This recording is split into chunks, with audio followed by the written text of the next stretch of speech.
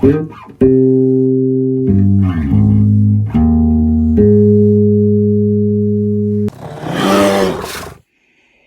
now, Grizz here.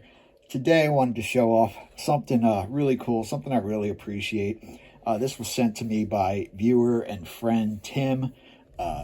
Tim served in the U.S. Navy during the Vietnam War, and I previously showed a champion, I think a Champ B that he gave me. It's one of my favorite knives. It has a long nail file, the bail, all that good stuff. And he sent that to me, and he had actually purchased that in the Philippines, brand new, while he was on his tour of duty. So this is something else that he didn't really tell me about, but I would presume he picked up somewhere along his adventures there. And this is the name I see it most often called is a Royal Navy jackknife. So it looks like, to me, from what I can tell, it looks like they made like multiple versions of this. Some had bolsters, some didn't. Some had plastic scales, some had metal covers and stuff. Maybe that's timing. They all had these very unique can openers and a big sheep's foot blade and this huge marlin spike. Very cool. I did read on a website of a knife maker that currently still offers a new made in Sheffield, England, a Navy jackknife or whatever, and theirs has metal handles, and they say the metal handles were what tended to be issued to Royal Navy officers, while the plastic handles tended to be issued to Army officers. I don't know if that's true or not. Maybe. I would suspect it was probably more random than that, and more had to do with, usually with military stuff, it has to do with what they have on hand at the time they need to issue it.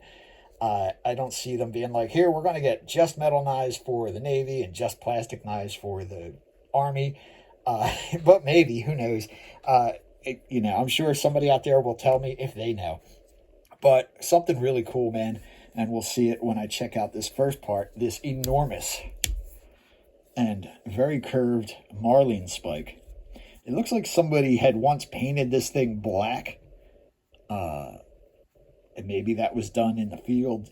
Some soldiers in some situations might not want to have bright, shiny stuff that could reflect light and bring attention to their position, so they will often paint stuff black. I don't know if spray paint was available back I guess it was, or maybe you could just paint it with normal paint, but it looks like it was painted. I don't think it was black from the factory, or maybe I'm completely wrong about that, and it was all anodized or something, but not anodized, but you know what I mean. We've got this number here, which is also, I guess, painted on with whiteout or something on the side here, and I would assume that was the actual soldiers, military ID number. I've seen other of these knives, and they have similar, 7-digit numbers and sometimes 8-digit numbers. I think it's 7 digits. 1, 2, 9, 4, 9, 5, 4. So that would, I'm sure you could probably look up and find out who that is if I really wanted to. I kind of looked, but I didn't find it anywhere. And I lost my attention after, 15 minutes or so. But anyway, check out this copper bail. That's something you see on a lot of Sheffield knives, in my experience. It just seems to be a very common material for them. It's soft, malleable. It makes sense. Wouldn't be the strongest material from, a wear point on a pivot point like this, but it does the job fine. And these plastic scales are, I don't know if like an acid got on them, or if that could even be like rodents chewing on it, or bugs or something, but I don't know what's going on there. But it's very interesting that these giant slabs of scales stick up way above the bolsters, because again, with military stuff, it's about getting it in the hands of soldiers, especially during wartime. So you might skip some fit and finish stuff that you might do in peacetime, like sand down the handles so that they line up with the bolsters. Anyway, let's check out what else is on this beast. This is what these things are famous for. This big, goofy can opener.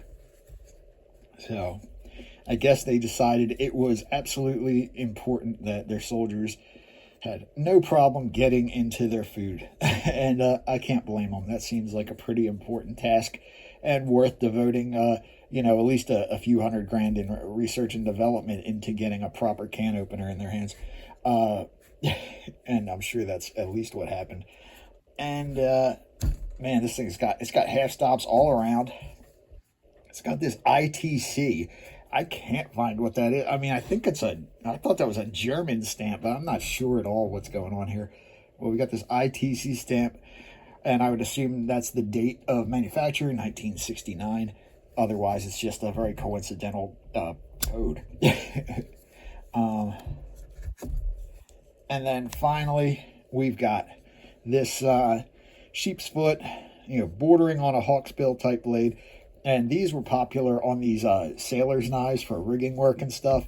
The reason why is because they work great for batoning. You'd often have belay pins laying around and stuff back in the day when, everything was ropes and rigged up with rope.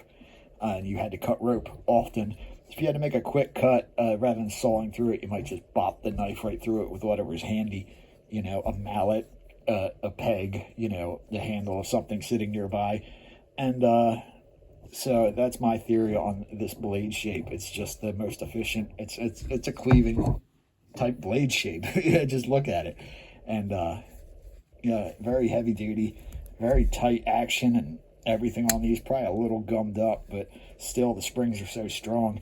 And here's another cool feature about these knives is they got this slotted screwdriver up at the tip, which I presume would, just like other soldiers, needed them for cleaning and taking apart whatever firearm they were issued.